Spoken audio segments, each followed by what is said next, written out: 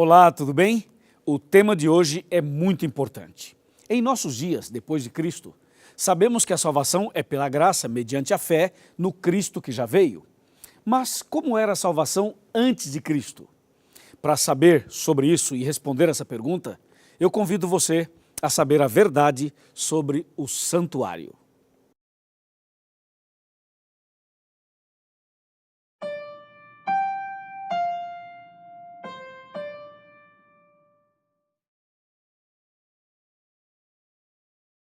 Símbolos. O objetivo deles é sempre o mesmo: passar uma mensagem, algo que foi imaginado por um autor.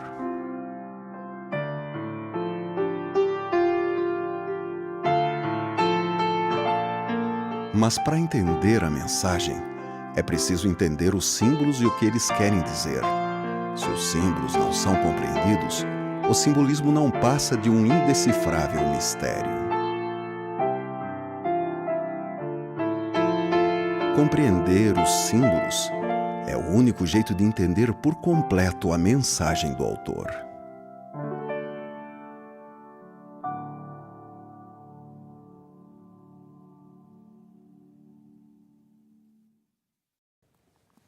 Aqui já tenho a minha Bíblia, acho que você também já tem a sua.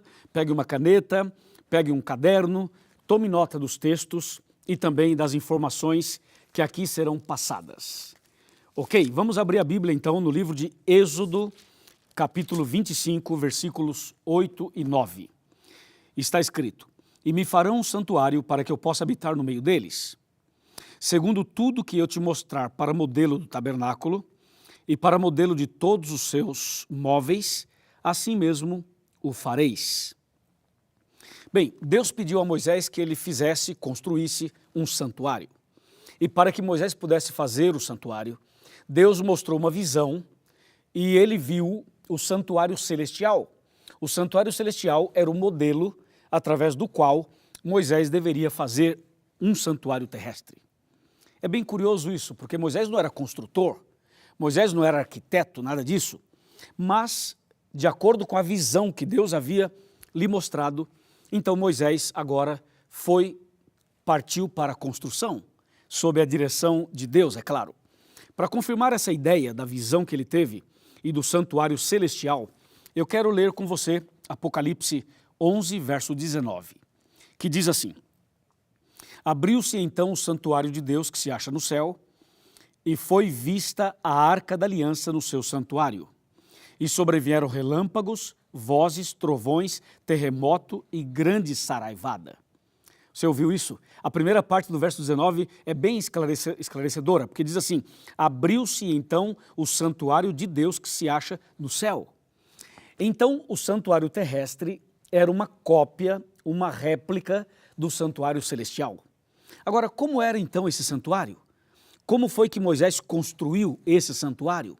Bem, a Bíblia conta todos os detalhes.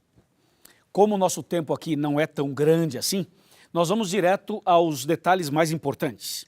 Por exemplo, o livro de Hebreus, ele conta, no capítulo 9, os detalhes da construção e das mobílias do santuário. Logo de início, eu quero te dizer que o santuário tinha 2 compartimentos, o lugar santo e o lugar santíssimo.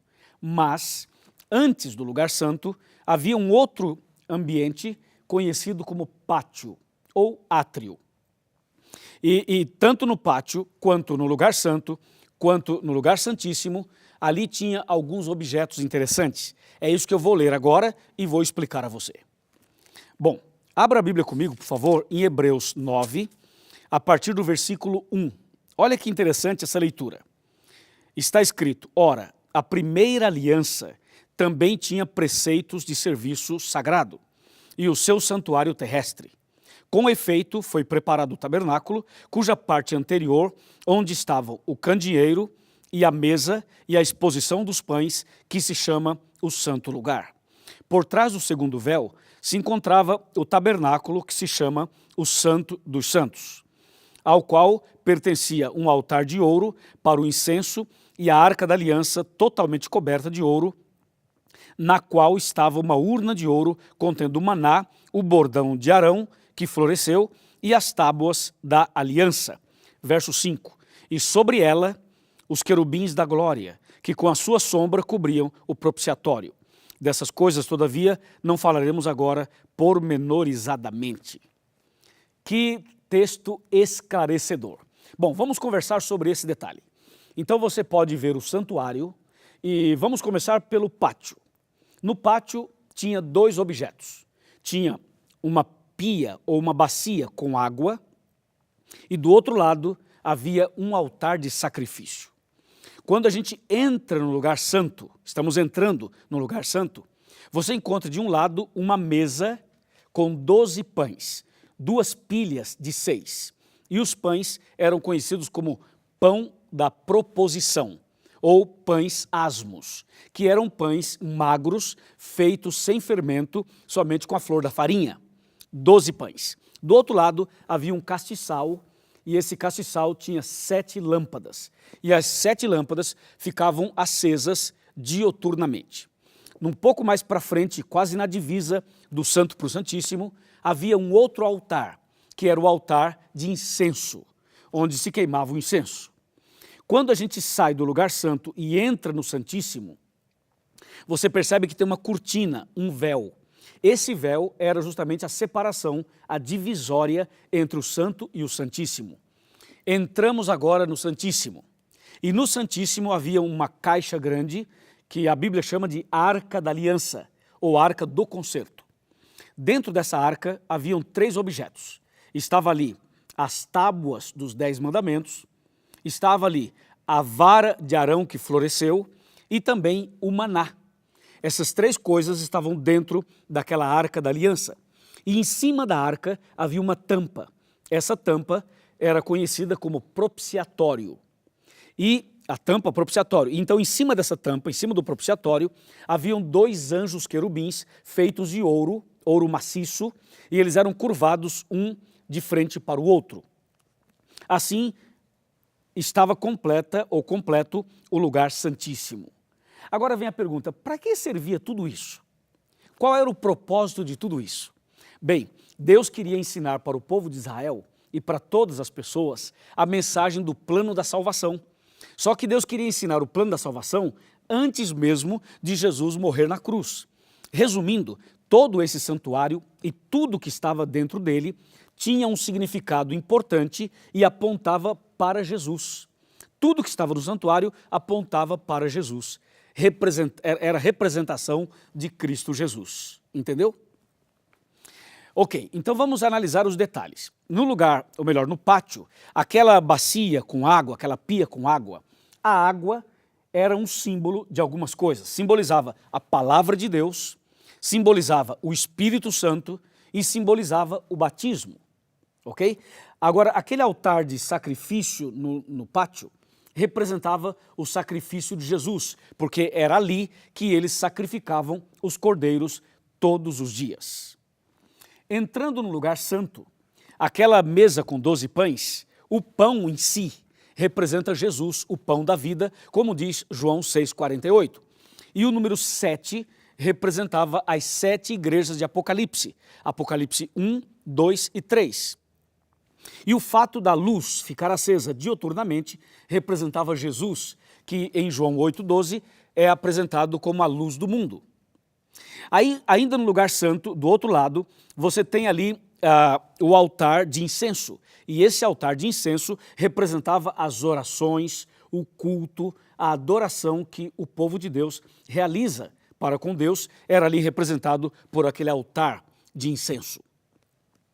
Entrando no lugar santíssimo, nós encontramos a Arca da Aliança. E aquela vara de Arão lá dentro da arca representava o controle de Deus, que Deus controla a sua igreja, o seu povo e conduz a história.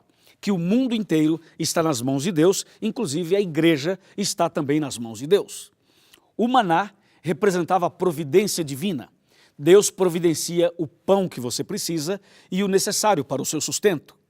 E as tábuas da lei representavam o amor e a justiça, porque, na verdade, a lei de Deus será usada como norma para o juízo final. E, ao mesmo tempo, na lei você encontra o amor e a misericórdia. Você percebeu que cada mobília do santuário tinha um significado especial, exatamente como nós acabamos de explicar. Agora vem uma pergunta-chave para você saber toda a verdade sobre o santuário.